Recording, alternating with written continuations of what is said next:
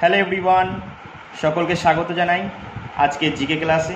দেখো, আজকে তোমাদের জন্য আমি আরও একটা গুরুত্বপূর্ণ কর্মসংস্থান পেপারেরই ডাব্লিউবিপির জিকে ক্লাস নিয়ে এসেছি। তোমরা যেটা আমাকে বলছিলে দাদা এটা কন্টিনিউ করবে, আমি তোমাদের কথা রাখার জন্যই কিন্তু আমি কন্টিনিউ করব বলে ক্লাসটা আমি কিন্তু আবার একটা জিকে ক্লাস নিয়ে চলে এসেছি। তোমরা যদি আজকের ক্লাসটা দেখেও সকলেই আমাকে আবার কমেন্টে যদি বলো, আমি কিন্তু প্রত্যেক দিন তাহলে জিকে ক্লাস নিয়ে আসবো। হ্যাঁ, আমি এটা বলে রাখলাম কিন্তু। আর যারা ভিডিওতে প্রবেশ অলরেডি করে গেছো তারা ক্লাসটা দেখে নাও একবার, ঠিক আছে? কারণ এই খুব সুন্দর সুন্দর প্রশ্ন আছে, আমি দেখলাম সেটটা, খুব সুন্দর সুন্দর প্রশ্ন আছে। যেই সেট করেছে না কেন, আজকে তো ওনার নামটা এখানে নেই, বাট যেই সেটটা আজকে করেছে প্রশ্নটা খুব ভালো সেট করেছে, আমার খুব ভালো লাগলো সেটটা, আশা করি তোমাদেরও ভালো লাগবে। চলো তাহলে আর দেরি না করে আজকে ক্লাসটা শুরু করি। হ্যাঁ, আর একটা কথা সবাইকে বলি, শুনে রাখো, তোমরা তো প্রত্যেকেই বলো দাদা এর পিডিএফটা পাবো কোথায়, পিডিএফটা পাবো কোথায়। আমি না ডেসক্রিপশান বক্সে হোয়াটসঅ্যাপের একটা লিঙ্ক দিয়ে দেবো, তোমরা প্রত্যেকেই ওখানে জয়েন হয়ে যেও। আমি তোমাদের ম্যাথ জিকেটা বাদ দিয়ে, জিকেটা তো আমি করিয়ে দিচ্ছি এখানে, ম্যাথ আর রিজনিংয়ের তোমাদের পিডিএফটা দিয়ে দেবো, ঠিক আছে? কারণ দেখো, এখন যদি জিকে করাতে করাতেই 30 মিনিট লেগে যায়, তার ভিতরে যদি আবার এর ভিতরে রিজনিংটা করিয়ে দিই, ম্যাথটা করিয়ে দিই, প্রচুর সময় লেগে যাবে। আমি চেষ্টা করছি আস্তে আস্তে তোমাদের আলাদা আলাদা পার্ট পার্ট করে ভিডিওটা দেওয়ার জন্য। সময়ের খুব অভাব তো, তাই আমি চেষ্টা করছি হ্যাঁ তোমাদের জন্য। তাই ভাবলাম জিকেটা তো কম সময় হয়ে যায়, তাই ভাবলাম জিকেটা করিয়ে দিই। কিন্তু আমি চেষ্টা করছি, তোমরা আমাকে অনেকেই বলছো দাদা সবগুলো করিয়ে দাও, আমি চেষ্টা করছি।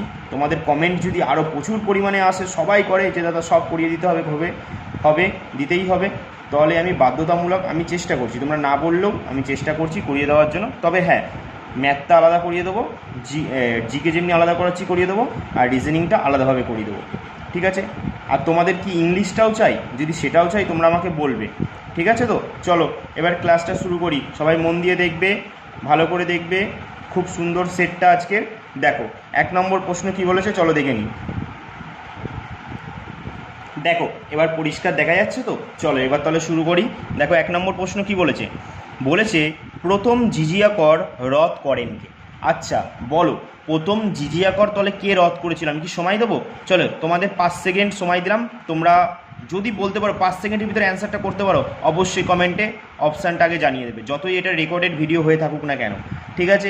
তোমরা যদি এই রেকর্ডেড ভিডিওগুলোকেই প্রচুর পরিমাণে গুরুত্ব দাও, আমি তোমাদের সাথে কথা দিচ্ছি কর্মসংস্থান বা অন্যান্য প্র্যাকটিস সেট তোমাদের সাথে আমি তুলে ধরবো, তোমাদের সামনে আমি আরও ভালো ভালো সেট, ঠিক আছে? আমি অনেক কিছু তোমাদের করাবো বলে প্ল্যান করে আছি।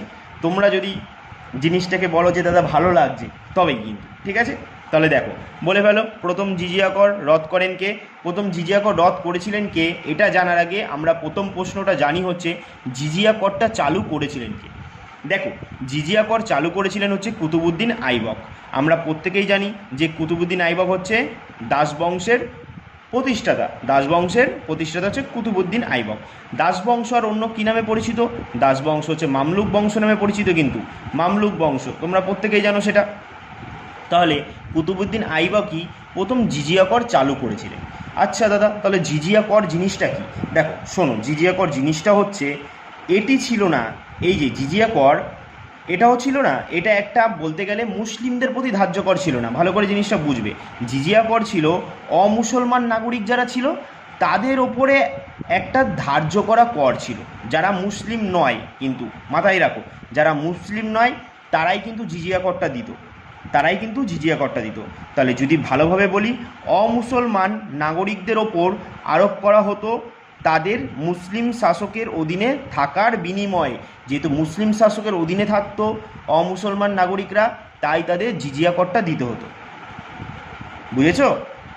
তাহলে তাহলে জিজিয়া করটা চালু করেছিল কে? জিজিয়া কর চালু করেছিল কুতুবউদ্দিন আইবক, মনে থাকবে কুতুবউদ্দিন আইবক জিজিয়া কর চালু করেন, ঠিক আছে? কিন্তু প্রথমে যখন না কুতুবউদ্দিন আইবক জিজিয়া করটা চালু করেছিল তখন কিন্তু এটা কিন্তু একটু মনে রেখো, জিজিয়া কর কিন্তু অমুসলমানদের প্রতি তো নেওয়া হচ্ছিল ঠিকই আছে, কিন্তু ব্রাহ্মণ, নারী ও শিশু ব্যতীত সকল অমুসলিমকে এর আওতায় আনা হয়েছিল। মানে ব্রাহ্মণ, নারী ও শিশু ব্যতীত এদেরকে ছাড়া যত অমুসলমান নাগরিক আছে প্রথমে তাদেরকে জিজিয়া কর দিতে হতো। কিন্তু আস্তে আস্তে ঔরঙ্গজেবের সময় কি হয়েছে আবার, এই ঔরঙ্গজেব বলি কেন, দেখো ঔরঙ্গজেব না, হ্যাঁ দেখো প্রথমে তো জিজিয়া কর চালু করে কে, কুতুবুদ্দিন আইবক, তোমাকে তো সেটাও আমি বলে দিলাম। কুতুবুদ্দিন আইবক প্রথমে ব্রাহ্মণ, তারপর নারী ও শিশু, এদের ব্যতীত যত অমুসলমান নাগরিক ছিলেন তাদের প্রতি জিজিয়া করটা চালু করেন। কিন্তু পরবর্তীকালে না ফিরোজ শাহ তুগলকের সময় কি করা হয় যে ব্রাহ্মণদের ওপর জিজিয়া করটা ধার্য করে দেয়। তখন আবার ব্রাহ্মণদেরটা তো ছিল না, ব্রাহ্মণদের ওপরও জিজিয়া করটা ধার্য করে দেয়। এটা কে করেছিল? ফিরোজ শাহ তুগলক করেছিল। ঠিক আছে, আমরা জানলাম এতটুকু। এবার আমরা জানবো যে তাহলে দাদা প্রথম জিজিয়া কর রদ করেছিলেন কে, চালু করেছিলেন কে? কুতুবুদ্দিন আইবক। তাহলে রদ করেছিলেন আমরা প্রত্যেকে জানি আমাদের আকবর চালু করেছিলেন। আকবর চালু করেছিলেন প্রথম জিজিয়া কর, আকবর চালু করেছিলেন। তাহলে বলতে পারবে আকবর কত সালে জিজিয়া কর রদ করেছিল? আকবর জিজিয়া কর রদ করেছিল আকবর 1564 সালে। মনে রাখবে, আকবর 1564 সালে জিজিয়া করটা রদ করে দিয়েছিল। পরবর্তীকালে আবার কি করেছিল? ঔরঙ্গজেব আবার যখন ক্ষমতায় আসে, ঔরঙ্গজেব তো আমরা জানি মোগল সম্রাট এক এক করে সব সিংহাসনে বসেছিল। ঔরঙ্গজেব যখন সিংহাসনে বসেন তখন তিনি আবার পুনরায় জিজিয়া করটা চালু করে দিয়েছিলেন। মনে থাকবে? তাহলে পরের প্রশ্নে যাই। আচ্ছা, তার আগে যাওয়ার আগে বলো তো আলাউদ্দিন খলজির আসল নাম কি? আলাউদ্দিন খলজির আসল নাম হচ্ছে কি? আলী গুরসব। আলী গুরসব হচ্ছে আলাউদ্দিন খলজির আসল নাম। ঠিক আছে, চলো এবার 2 নম্বর প্রশ্নে যাই, এক জায়গায় এত আলোচনা করলে হবে না। ভারতের প্রথম জাতীয় জলপথ ঘোষণা হয় কোন নদীতে? ভারতের প্রথম জাতীয় জলপথ এটা ঘোষণা হয়েছিল কোন নদীতে বলো? ন্যাশনাল হাইওয়ে 1 কোন নদীতে হয়েছিল? গঙ্গা না? গঙ্গা নদীতেই তো হয়েছিল। ন্যাশনাল হাইওয়ে 1টা গঙ্গা নদীতে হয়েছিল। চলো তাহলে বলে ফেলো এবার, গঙ্গার দৈর্ঘ্য কত? গঙ্গার দৈর্ঘ্য হচ্ছে 25 হচ্ছে গঙ্গার দৈর্ঘ্য, 2525। তার ভিতরে কত কিলোমিটার আমাদের পশ্চিমবঙ্গে প্রবাহিত হয়েছে বলতে পারবে? তার ভিতরে 520 কিলোমিটার আমাদের পশ্চিমবঙ্গে প্রবাহিত হয়েছে। ঠিক আছে, তোমাদের কাছে আমি একটা হোমওয়ার্ক রেখে যাবো এখানে। ঠিক আছে, HW দিয়ে গেলাম যে গঙ্গার ডান দিকে 2টো নদী আর বাম দিকে 2টো নদী, তোমরা এটা আমাকে কমেন্টে জানাবে। আমি নেক্সট বার যখন আবার অন্য সেট নিয়ে আসবো তখন যদি গঙ্গা নিয়ে কোনো উল্লেখ থাকে আমি সেখানে তোমাদের উপনদীর কথাগুলো বলে দেবো। ঠিক আছে তো? গঙ্গা কিন্তু আমাদের ভারতের সবচেয়ে দীর্ঘতম নদী। আর যদি বলা হয় সেকেন্ড দীর্ঘতম নদী কোনটা, সেটা আমরা জানি কি? গোদাবরী। গোদাবরী হচ্ছে 1465। গোদাবরী নদীর উৎপত্তি কোথা থেকে? মহারাষ্ট্রের নাসিক জেলার ত্রিম্বক উচ্চভূমি থেকে। মনে থাকবে। আর যদি বলে তাহলে তৃতীয় দীর্ঘতম নদী ভারতের, সেটা হচ্ছে কৃষ্ণা, 1400। সেটা কোথা থেকে উৎপত্তি হয়েছে কৃষ্ণা নদী? এটাও মহারাষ্ট্রের পশ্চিমঘাট পর্বতমালার মহাবালেশ্বর শৃঙ্গ থেকে উৎপত্তি লাভ করেছে।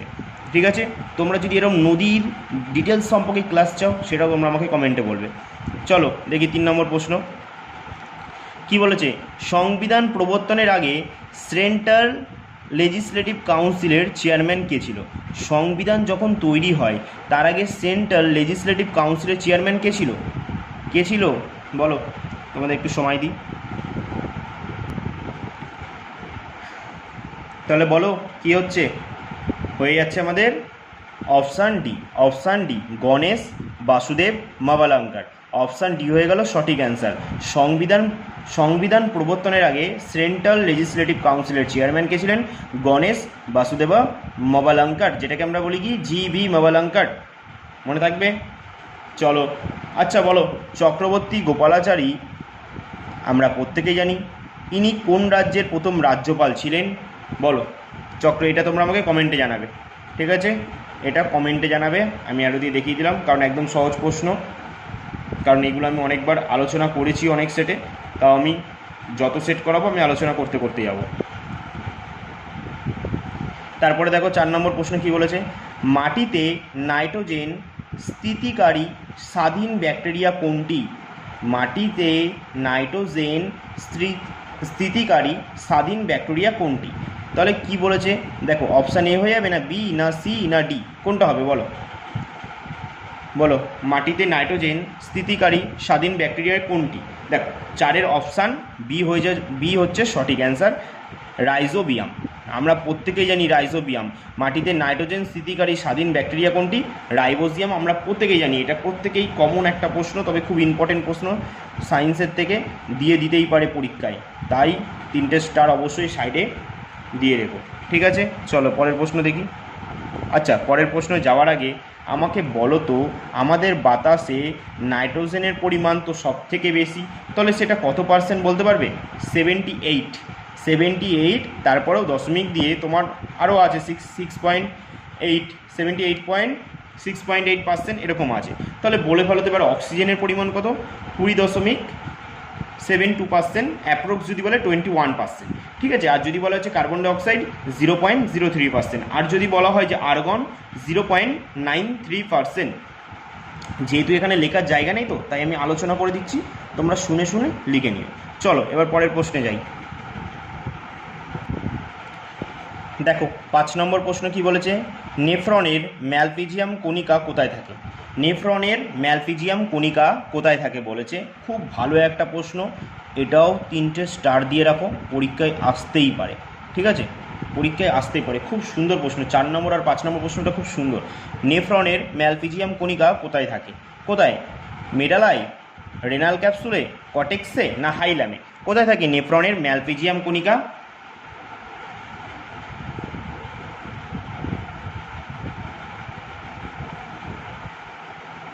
কি হয়ে যাবে? অপশান সি হয়ে যাবে সঠিক অ্যান্সার।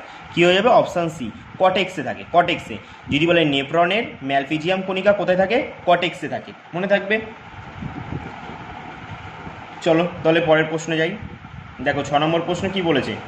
আচ্ছা, 6 নম্বর প্রশ্নে যাওয়ার আগে তোমরা আমাকে কিন্তু বারবার বলো যে দাদা পিডিএফ চাই, পিডিএফ চাই। যদি তোমাদের পিডিএফ দরকার হয় তোমরা কিন্তু হোয়াটসঅ্যাপ গ্রুপে জয়েন হয়ে যেও। ঠিক আছে, আমি টেলিগ্রাম এসব কিছু নেই আমার, যেহেতু আমি কারণ এত সময় পাই না টেলিগ্রাম এসব দেখার জন্য। তবুও তোমরা অনেক রিকোয়েস্ট করছো দাদা এই পিডিএফ দাও, তাই তোমাদের জন্য একটা হোয়াটসঅ্যাপ গ্রুপ আমি অন করেছি, তোমরা সেখানে জয়েন হয়ে যেও। যদি আমি কখনো টেলিগ্রাম খুলি তোমাদের সেখানেও আমি বলে দেবো। ঠিক আছে, তাই তোমরা, আমি কিন্তু ডেসক্রিপশান বক্সে লিঙ্ক দিয়ে রাখবো হোয়াটসঅ্যাপে, তোমরা ওখান থেকে জয়েন হয়ে যাও। ঠিক আছে, চলো দেখো, সালতোরা ও কারাকোরাম পর্বতের মধ্যে অবস্থিত হিমবাহ কোনটি? সালতোরা ও কারাকোরাম পর্বতের মধ্যে অবস্থিত হিমবাহ কোনটি? কোনটি? জেমু, গঙ্গোত্রী, সিয়াচেন না কুয়ারব্যাক? সালতোরা ও কারাকোরাম পর্বতের মধ্যে অবস্থিত হিমবাহ কোনটি? দেখো খুব সহজ একটা প্রশ্ন, 3টে অপশান তো এমনি এখান থেকে বলতে গেলে ডিলিট করে দেওয়া যায়। 3খানা অপশান, একটা অপশান শেষে যে পড়ে থাকে।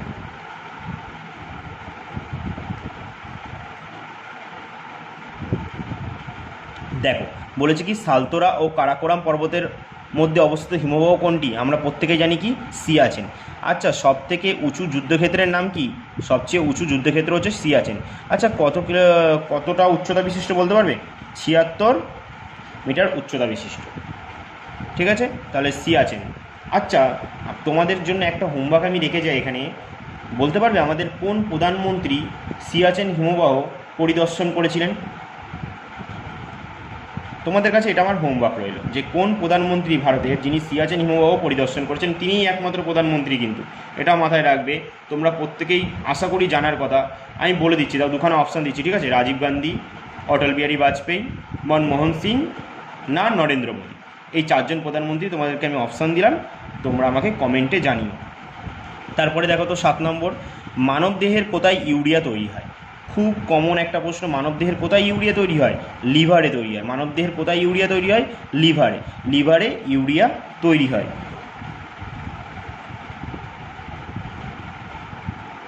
দেখো 8 নম্বর প্রশ্ন কি বলেছে, নিচের কোন বন্দর নগরী একটি মিউনিসিপ্যাল কর্পোরেশন? বলেছে একটা বন্দর নগরী আছে যেটা নাকি আবার মিউনিসিপ্যাল কর্পোরেশনের অন্তর্গত আবার কিন্তু, তাহলে বলে ফেলো কোনটা? তুতিকুড়ি, মারমাগাঁও, কোচি না হলদিয়া? কোনটা বলো? নয়ের সি, কোচি বন্দর নগরীটা মিউনিসিপ্যাল কর্পোরেশনেরও অন্তর্গত। 9 নম্বর প্রশ্ন দেখো তো, খুব সহজ একটা প্রশ্ন, জিপিএস পুরো নাম কি? জিপিএস এর পুরো নাম কি? অপশান সি হয়ে যাবে সঠিক অ্যান্সার, না গ্লোবাল পজিশনিং সিস্টেম।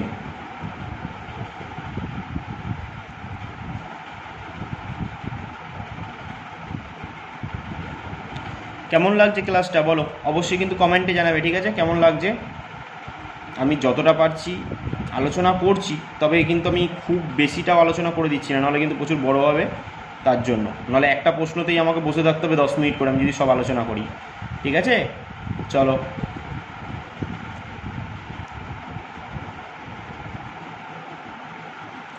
দেখো 10 নম্বর প্রশ্ন কি বলেছে। মানবদেহে বিপাকীয় ক্রিয়া পরীক্ষার মাধ্যমে রোগ নির্ণয়ের একটি পদ্ধতি হলো।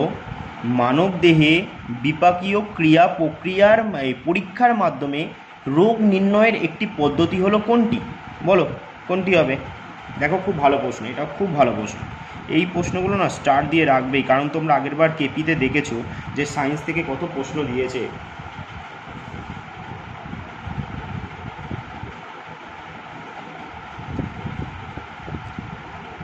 কি হয়ে যাবে তাহলে? 10 নম্বরের অ্যান্সার সি। সি হচ্ছে সঠিক অ্যান্সার। কি হচ্ছে? Positron emission tomography. Positron emission tomography.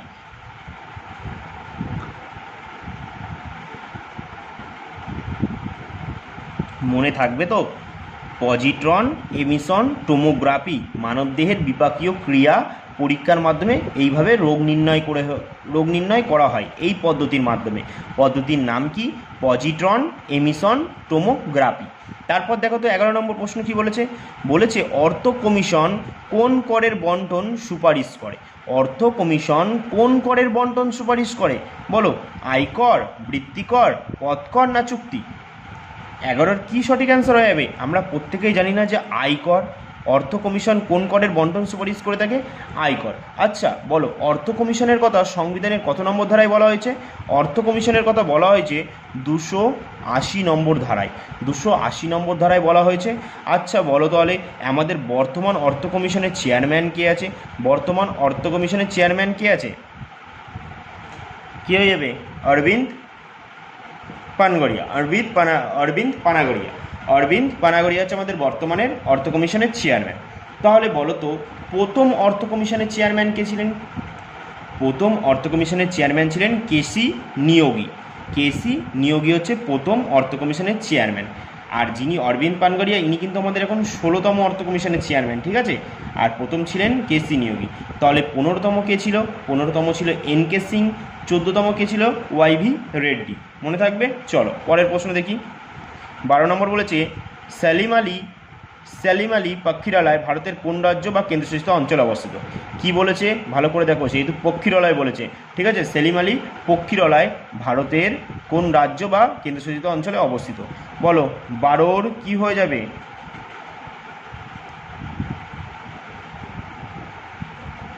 Salim Ali পক্ষীরালয় বলেছে, কিন্তু পক্ষীরালয় কোথায় আছে? পক্ষীরালয়টা গোয়াতে আছে না? এটা সেলিম আলী পক্ষীরালয় ভারতের কোন রাজ্য বা কেন্দ্রশাসিত অঞ্চলে অবস্থিত?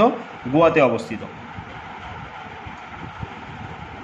আচ্ছা বলতে পারবে যে এই যে সেলিম আলী পক্ষীরালয় তো গোয়াতে অবস্থিত, সেটা আমরা প্রত্যেকেই জানি। এই যে সেলিম আলী পক্ষীরালয়টা, ঠিক আছে, এটি গোয়ার কোন নদীর ধারে অবস্থিত বলতে পারবে? তোমরা কিন্তু নামটা জানো, কিন্তু গোয়ার মান্ডবী নদী আছে না, এই নদীর ধারে চোরাও, চয়কার রয়াকার ও চোরাও দ্বীপে অবস্থিত। মনে থাকবে কোন দ্বীপে অবস্থিত সেলিম আলী পক্ষীরালয়টা? চোরাও দ্বীপে। আমি লিখে দিচ্ছি এখানে, দেখো, চোরাও দ্বীপে। চোরাও দ্বীপে অবস্থিত। চোরাও দ্বীপে অবস্থিত সেলিম আলী পক্ষীরালয়। এটি কোন নদীর তীরে? মান্ডবী নদীর তীরে। মান্ডবী নদীর তীরে অবস্থিত। এখানে বিভিন্ন ধরনের ম্যানগ্রোভ অরণ্য আছে, আর এই ম্যানগ্রোভ অরণ্যের ভেতরে না বিভিন্ন বিরল পাখি ও প্রাণীর একটি গুরুত্বপূর্ণ আবাসস্থল এই জায়গাটা। তার জন্য এই সেলিম আলী পক্ষীরালয়টা কোথায় অবস্থিত? গোয়াতে অবস্থিত। মনে থাকবে?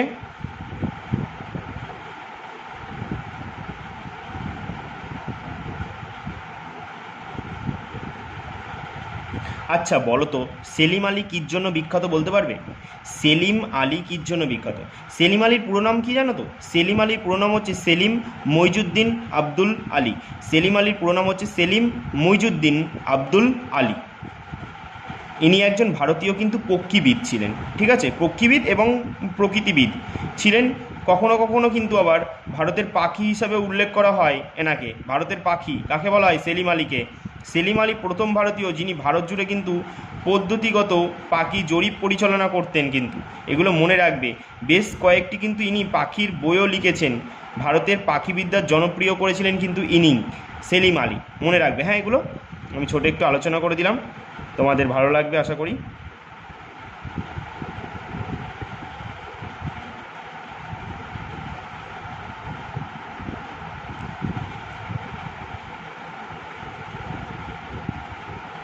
আচ্ছা, আমরা তো সেলিম আলী পক্ষীরালয়টা জানলাম, এটা তো গোয়ায় অবস্থিত, খুব ভালো কথা। যদি বলতো যে সেলিম আলী এখানে পক্ষীরালয় না বলতো, যদি বলতো জাতীয় উদ্যান, তাহলে কোথায় অবস্থিত? সেলিম আলী জাতীয় উদ্যান এটা যদি বলতো কোথায় অবস্থিত, তখন তোমরা কি বলতে অ্যান্সার? এখানেই কিন্তু অপশানে আছে, তখন হয়ে যেত কিন্তু জম্মু কাশ্মীর। ঠিক আছে, সেলিম আলী জাতীয় উদ্যান যদি বলতো তখন জম্মু কাশ্মীর হয়ে যেত। যেহেতু সেলিম আলী পক্ষীরালয় বলেছে, তাহলে গোয়াতে অবস্থিত, মান্ডবী নদীর তীরে চোরাও দ্বীপে। মনে থাকবে, এখানে মানগ্রোভ অরণ্য, বিভিন্ন বিরল প্রজাতির পাখি প্রাণী দেখা যায় এখানে। আর সেলিম আলী জাতীয় উদ্যান কোথায় অবস্থিত? এটা কিন্তু জম্মু কাশ্মীরে অবস্থিত। ঠিক আছে, আচ্ছা বলে ফেলো, গোয়ার মুখ্যমন্ত্রী কে আছে বর্তমানে? গোয়ার মুখ্যমন্ত্রী বর্তমানে কে আছে? গোয়ার মুখ্যমন্ত্রী বর্তমানে আছে প্রমোদ সাওয়ান্ত। আর যদি বলে রাজ্যপাল কে আছে, এই রিসেন্ট চেঞ্জ হলো রাজ্যপাল। রাজ্যপাল কে আছে গোয়ার বর্তমানে? গোয়ার বর্তমানে রাজ্যপাল হচ্ছে অশোক গজপতি রাজু। অশোক গজপতি রাজু। তাহলে জম্মু কাশ্মীরের এখন বর্তমান লেফটেন্যান্ট জেনারেল কে আছে? কে আছে? মনোজ সিনহা। প্রথম কে ছিল? গিরিশচন্দ্র মুর্মু, এখন বর্তমানে আছে মনোজ সিনহা। আর যদি বলে জম্মু কাশ্মীরের বর্তমান মুখ্যমন্ত্রী ওমর আবদুল্লাহ। তাহলে বলো হিমাচল প্রদেশের মুখ্যমন্ত্রীর নাম কি?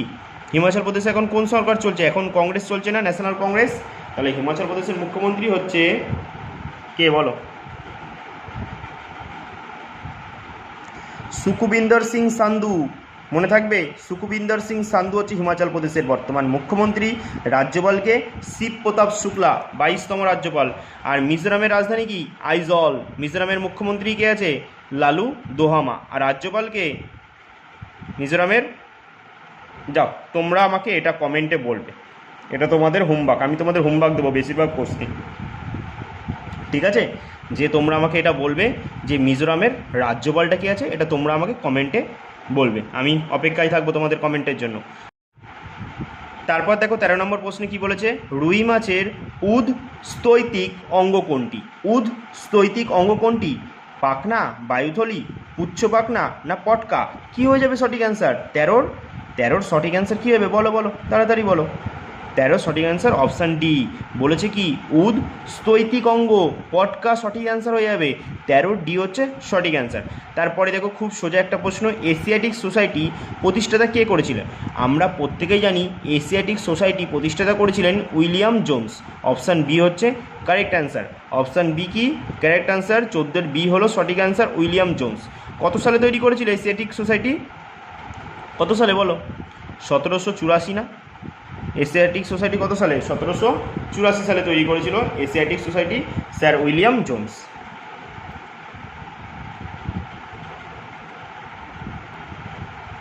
তারপরে দেখো তো কি বলেছে, নিচের কোন সুলতান আমির খসরুর পৃষ্ঠপোষকতা ছিলেন না?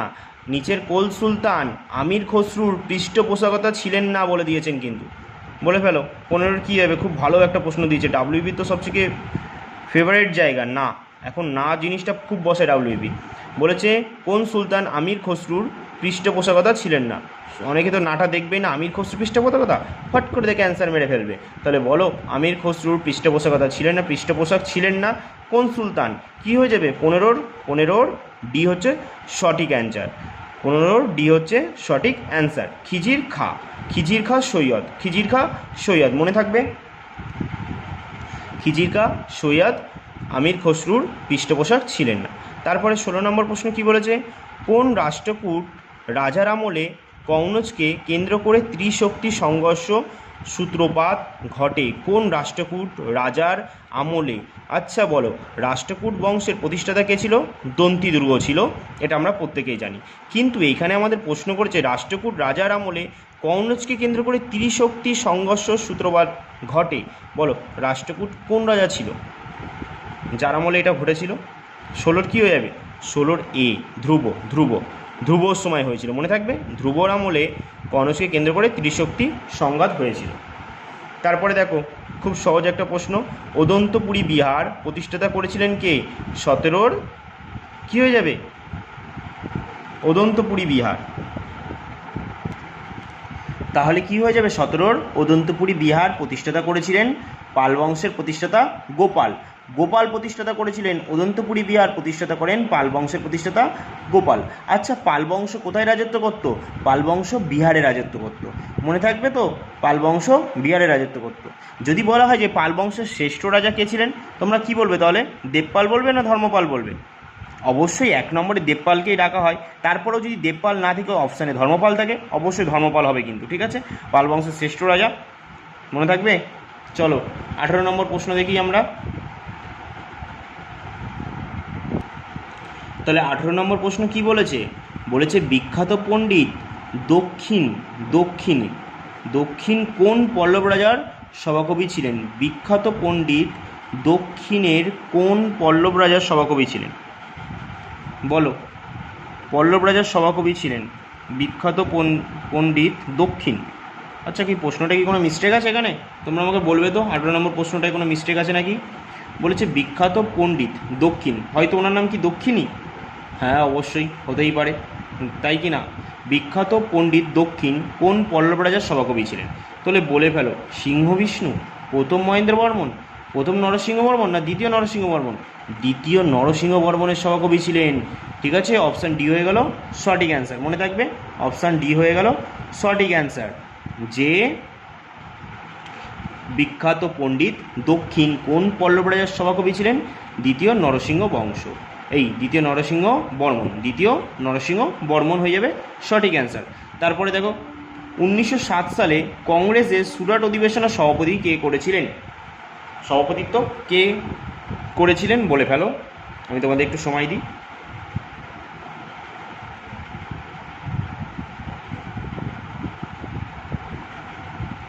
কে করেছিলেন? তোমাদের কালকে যে জিকে ক্লাসটা দিয়েছিলাম, কালকে না তার আগের দিন যেটা দিয়েছিলাম, সেখানে আমি তোমাদের পুরোপুরি জাতীয় কংগ্রেসের গুরুত্বপূর্ণ অধিবেশনগুলো আলোচনা করেছিলাম।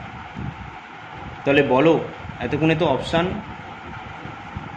বলে ফেলা উচিত ছিল। তাহলে কে হয়েছিল 1907 সালে? রাসবিহারী ঘোষ, অপশান ডি হয়ে যাবে সঠিক অ্যান্সার। 1907 সালেই তো জাতীয় কংগ্রেস দুভাগে ভাগ হয়ে গেছিল, চরমপন্থী ও নরমপন্থী। আবার এই জাতীয় কংগ্রেসের চরমপন্থী নরমপন্থী যুক্ত হয়েছিল কোন অধিবেশনে? 1916 সালে, মনে থাকবে? 1916 সালের অধিবেশনে আবার যুক্ত হয়েছিল কিন্তু। তাহলে বলে ফেলো যে 1907 সালে যে চরমপন্থী নরমপন্থী ভাগ হয়ে গেল, কজন চরমপন্থী নেতার নাম, কয়েকজন নরমপন্থী।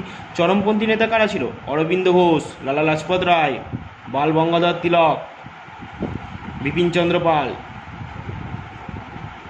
তারপর বলো, নরমপন্থী গোপালকৃষ্ণ গোখলে, আর কি হয়ে যাবে? আচ্ছা, তোমরা তো দেখতে পাচ্ছ না, না? সরি, এবার দেখতে পাচ্ছ তো? আমায় ক্ষমা করে দিও এই ভুলটা করার জন্য, তোমরা দেখতে পাচ্ছিলে না। তাহলে দেখো 1907 সালে কংগ্রেসের সুরাট অধিবেশনের সভাপতি কে ছিলেন?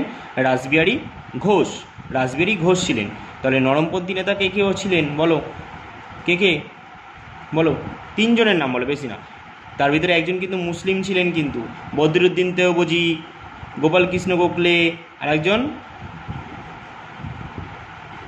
আরেকজনের নাম তোমরা আমায় কমেন্টে বলবে। অনেকজনই ছিল, তোমরা তার একজনের নাম আমায় কমেন্টে বলো, ঠিক আছে? 20 নম্বর প্রশ্ন কি বলেছে? নিচের কোন ব্যক্তি মিরার ষড়যন্ত্র মামলায় অভিযুক্ত ছিলেন না? মিরার ষড়যন্ত্র মামলায় অভিযুক্ত ছিলেন না কে এদের ভিতর? অপশান ডি না, বিপিন চন্দ্র পাল এদের সাথে অভিযুক্ত ছিলেন না মিরার ষড়যন্ত্র মামলায়। 21 নম্বর প্রশ্ন কি বলেছে? কোন ধরনের নাচকে কথাকলি ও ভারতনাট্যমের মিশ্রণ বলে মনে করা হয়? খুব সুন্দর প্রশ্ন, 3খানা স্টার দিয়ে রেখে দাও। কোন নাচকে কথাকলি ও ভারতনাট্যমের মিশ্রণ বলে মনে করা হয়? কোন নাচকে বলো? মণিপুরি, কৃষ্ণাট্টম, মোহিনীঅট্টম, না কোনোটিই নয়? কী হয়ে যাবে? 21-এর অপশান সি, মোহিনীঅট্টমকে বলা হয় না? মোহিনীঅট্টমকেই তো বলা হয় যে কথাকলি ও ভারতনাট্যমের মিশ্রণ মনে করা হয় তো মোহিনীঅট্টম নাচকেই। মোহিনীঅট্টম কোন রাজ্যের? কেরালা রাজ্যেরই তো মোহিনীঅট্টম, কথাকলি, ওট্টাম তুলাম, এগুলো সব তো কেরালা রাজ্যের নৃত্য, তাই তো? আর ভারতনাট্যম তামিলনাড়ুর। ভারতনাট্যমের ছাড়াও আরও আছে কুমি, কাবাদি, তবে ভারতনাট্যম হচ্ছে ক্লাসিক, ঠিক আছে?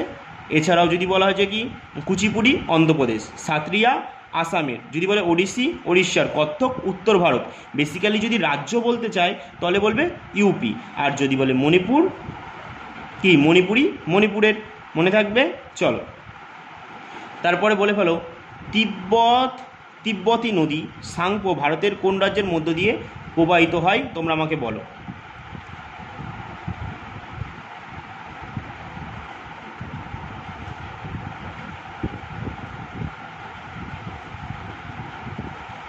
বলো। আচ্ছা বলো, 22 নম্বর কি বলেছে? তিব্বতী নদী সাংপো ভারতের কোন রাজ্যের মধ্যে দিয়ে প্রবাহিত হয়? কোন রাজ্যের মধ্যে দিয়ে ঢুকেছিল সাংপো নদী, যেটাকে আমরা ব্রহ্মপুত্র বলি? অরুণাচল প্রদেশ না? কি হয়ে যাবে? অরুণাচল প্রদেশ তো। তিব্বতীয় নদী সাংপো ভারতের কোন রাজ্যের মধ্যে দিয়ে প্রবাহিত হয়?